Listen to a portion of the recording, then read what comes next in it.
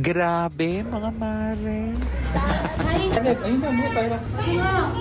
Oh my God. Yung si Ika.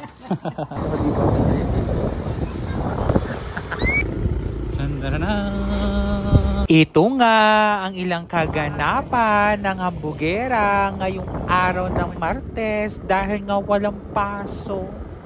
At dahil nga wala namang pasok ay naisipan nga din ng hambugera na umuwi sa Magdalena. Mother!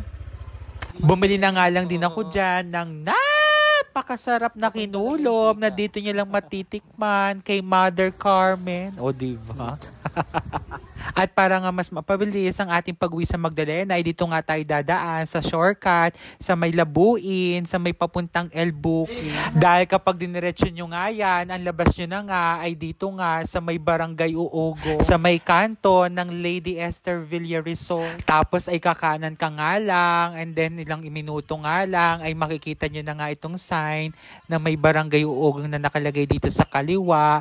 Dahil kapag diniretso nyo nga yan ay nandiyan ka na nga papunta sa Barangay Alipit ng bayan ng Magdalena.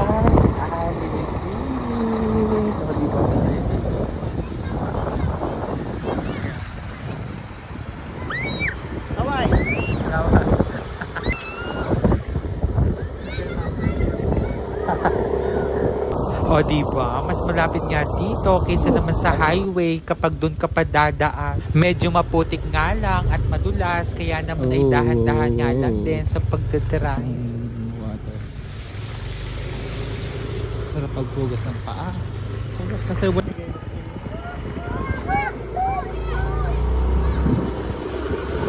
pagkadating nyo nga dyan ng Alipit, ang labas nyo na nga din talaga ay Magdalena na. Kakanan nga lang tayo at makikita nyo ay dadaan nga din tayo dito sa shortcut dito nga sa may sementeryo. Oo, sementeryo.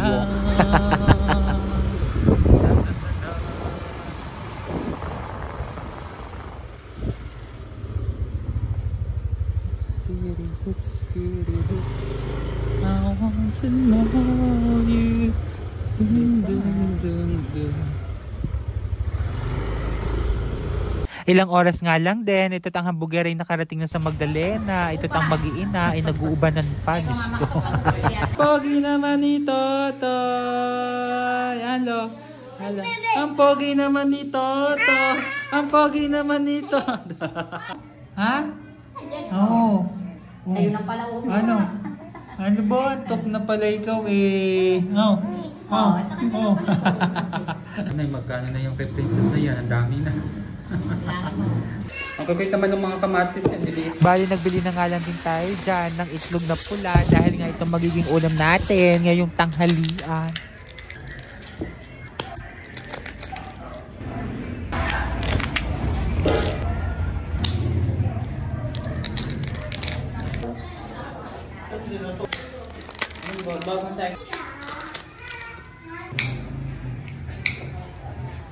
Magbubudol-budol fight nga lang din ang mga pamilya ng hambugera dahil nga ngayon nga lang din kami nagkasama-sama at nagkasabay-sabay sa pagkain. O diba?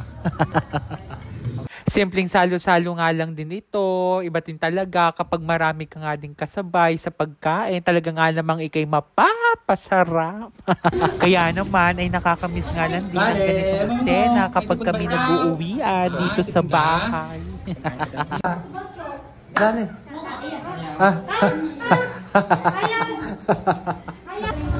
Tingin. At ibubo mo na para matanggal yung mga walang laman.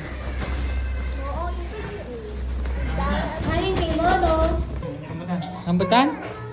Rambutan. Bye! Bye! Bye! At sa part nga na ito ay pauwi na nga hambugera. Akala ko nga ito ay simpleng madagim lang. Pero ilang minuto nga lang din ay bigla na nga lang din bumuhos ang napakalakas na ulan. Diyos ko po. Sabi, super lakas. May aso. May aso. Grabe, biglang buhos na nga sobrang napakalakas ng ulan. Dahil naman siguro sa parating na naman ng panibagong bagyo, ng bagyong Opong, kaya nga ganito na nga lang din. Grabe, sobrang lakas. May aso. Grabe.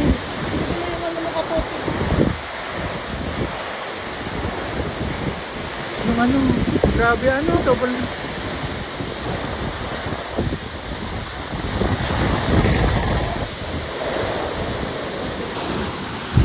Inabot ako.